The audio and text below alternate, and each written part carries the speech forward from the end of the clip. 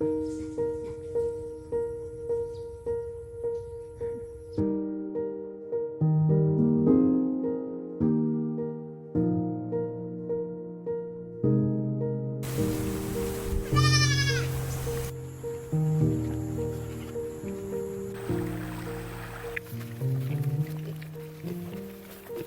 like to stay with the Carabao and the Baka? Really, oh? Isang buwan na ngayon, tipod na. Oh, diba? Dati 2 buwan. So the sun has risen and look at that view.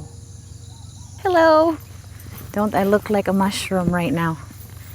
Hello everyone, it's the next day and we're continuing with the 7th question by Mitsuki12. What is the best answer if the customer wants to have an American agent after finding out that you're a Filipino? Let's answer that while we walk. When a native English speaker, let's say an American customer, asks specifically for an American agent after finding out that you're a Filipino, 99% of the time, the reason for that is because in their previous interaction with agents in the past, they could barely understand the accent or the language barrier was too high for a coherent conversation. What you need to do, your main goal is to convince the customer that you can solve her problem and that you understand her just fine. Of course, you're gonna have to sport the best American accent that you can muster and just do your best. The goal is just to show her that you can speak to her and she's not gonna have problems understanding you. And that means immediately asking for any information that will help you pull up her account and understand her issue, see her history. The faster you jump to the subject at hand, the sooner she's gonna forget that she even questioned your ability to speak to her coherently anyway. So that's it. First you're gonna assure her, oh, look at those birds. First you're gonna assure her that you can assist her and then ask a question. Asking a question is very important because that's how you're gonna gather the information and that's when she's gonna start answering to you and you're gonna leave the topic of whether or not you can help her and start talking about her issue. That's it. Oh, Jesus Christ. For 99% of the time, that is really the case. There are isolated cases where, 1% of the time when the customer is just plain racist and you would know that immediately. But for 99% of the time, people are really just looking for an agent who could understand them and that they could understand. You have to forgive me because it's quite hard to vlog like this. I'm not used to this. By the way, hello, good morning. Look at you. Yeah. So these are not our cows, by the way. These are the cows of our neighbors. And they're just enjoying the morning. Hello there. And next question is from Mr. Lord Kelvin 02. Are you a morning person or a night owl? I'm definitely a morning person. That's why it's always been a struggle for me. It had always been a struggle for me to work in a call center because all the accounts I worked for were all night shifts. It was hard because my body clock immediately recognizes night as a place to rest, a place to be mellow, a time to be mellow. So it's hard. It's hard. I managed, but I really would have preferred to work day shift. It's like I like wearing this hat because the shame of vlogging like this is minimized a little bit. What strategies or techniques did you use to meet performance metrics such as resolution times or customer satisfaction scores? That's from James Bofil 4002. For customer satisfaction scores, my philosophy has always been to assist the customer to the best of my ability.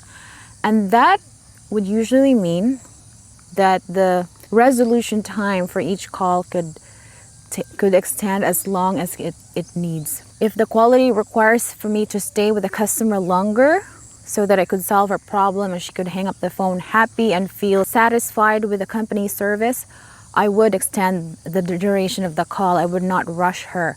So that would mean that from time to time, I would not get the performance bonus. In the account I worked for, I had to meet both the CSAT score and the average handling time.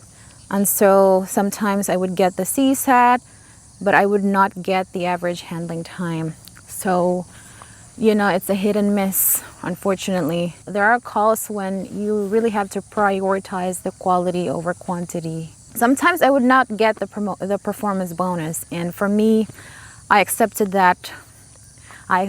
Because I really hate trying to reach the quota and then giving a shitty service to customers. For some reason, it's just not satisfying to me. So I'm probably not the best person to ask about this, about how to make the quantity and quality meet halfway. I have not exercised that when I was an agent. I probably should have. That is probably the sweet spot where you want to be sitting as an agent, because you're gonna maximize the quality, but at the same time you're maximizing your performance bonus. But I personally haven't done that, unfortunately. I've always been about quality. So I'm sorry. How did you manage your time and workload? I did not. I'm sorry. I was single, did not have any kids, so I don't really have any tips on how to manage your workload, nor I'm in any position to give advice about it. Look at those birds. Because there were times when I was an agent when I had to excuse myself to go to the restroom, pretend that I wanted to relieve myself, but it was just about relieving myself from drowsiness, and then have a nap there leaning on the restroom door. If I have to give a piece of advice, that would be to do everything under your power to get enough sleep. Hello, how are you all? Hope you don't mind my intrusion. Birds. The good thing is it's still morning, because if this is around 10 a.m., it's gonna be really hot, because this is Philippines after all. It's very humid. All right, let's do this. Let's just sit down. Let's create the illusion of a laid-back vlog, even if it's really not laid-back. It's anything but laid-back right now. Changing positions and stuff. What I'm gonna do this. Jesus, I think I prefer my office now. Did you participate in any ongoing training or professional development programs while working in the call center? No, because the accounts and companies I worked for did not offer that sort of free training to improve their employees. They were quite small. I think only the medium and large size businesses do that. But I would definitely have wanted to undergo training like that to improve skills, to upgrade, but I did not have the chance. Given the chance, I would have participated in a training for public speaking. That's my greatest weakness.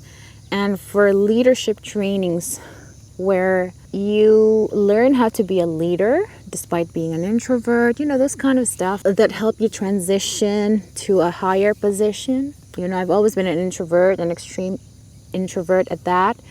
And as a QA, it was kind of like a hindrance, because I would have preferred that I connected with the agents better.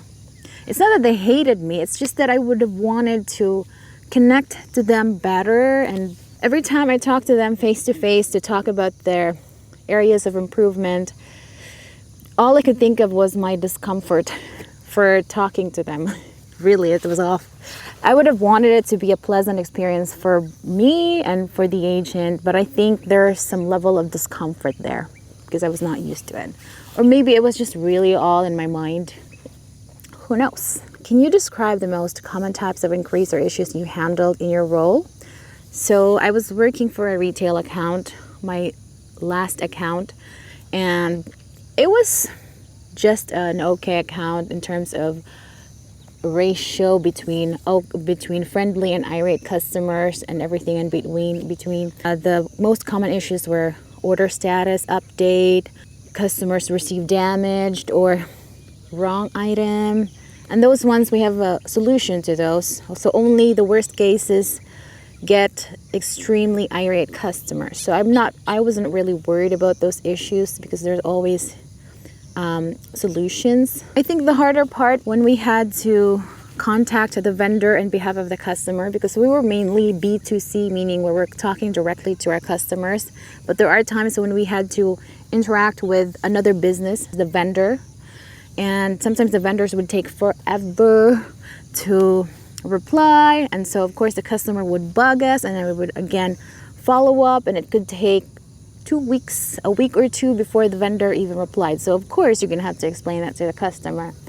So those are the hard case scenarios, but as far as irate customers go, they're not that plentiful. So I would say that that account is quite easy to medium level. The challenge with that account though was we had a lot of in progress cases. So for most accounts, what happens is you talk to the customer, you hang up the phone, you forget about that whole thing completely, and you can go home to sleep peacefully. That account doesn't allow that because there are in progress cases where only that agent is supposed to solve those cases. So for example, you're an agent whose customer received a damaged item and you had to contact the vendor for that, then another agent could not solve that same problem for you. So every time that customer goes back or calls back, she's gonna have to be transferred back to you, and you're gonna have to explain why there's still no update. Ooh, there's a plane. Hope it's not from China. So it was hard because when you go home, you're not exactly at peace. You're thinking about, oh my God, I'm gonna go back to work tomorrow. I still did not receive an update about this case. I still do not know the resolution for this. And you could have 20 to 30 to 50 cases in progress cases. So that was the only thing hard about that account. But other than that, I would say it's medium difficulty. How did you maintain your composure and professionalism during long hours of phone-based customer service? Honestly, it wasn't that hard. Char. No, I really mean it.